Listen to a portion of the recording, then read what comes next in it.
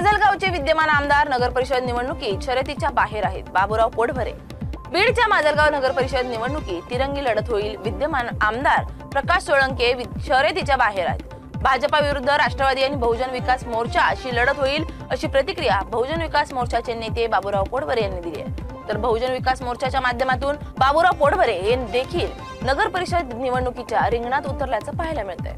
सार्वत्रिक नगर परिषदेच्या सार्वत्रिक निवडणुका सुरू झालेल्या आहेत आणि या सार्वत्रिक निवडणुकीमध्ये सर्वच राजकीय पक्ष सत्ताधारी पक्षापासून ते विरोधी पक्षापर्यंत सर्वच जणांनीच आपापल्या परीनं त्याची तयारी सुरू केलेली आहे। आणि आम्ही बहुजन विकास मोर्चा जो आमच्या जिल्ह्यामध्ये एक पर्याय आहे, बहुजन विकास मोर्चानेही सर्वच ठिकाणी बीडपासून ते माजलगावपासून ते अंबेजोगाई, परळी, गेवराई असं सर्वच ठिकाणी आमचे उमेदवार उभा करण्याचा निर्णय आम्ही घेतलेला आहे।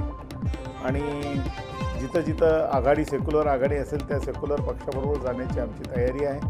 आणि माजलगावमध्ये जवळजवळ आमची राष्ट्रवादी काँग्रेस शरद पवार यांच्याबरोबर बोलणी झालेली आहे, बोलणी पूर्णत्वाकडे गेलेली आहे। आणि 1-2 सीटवरती डिस्प्यूट आहे, ते डिस्प्यूट आज उद्या सकाळपर्यंत संपून जाईल।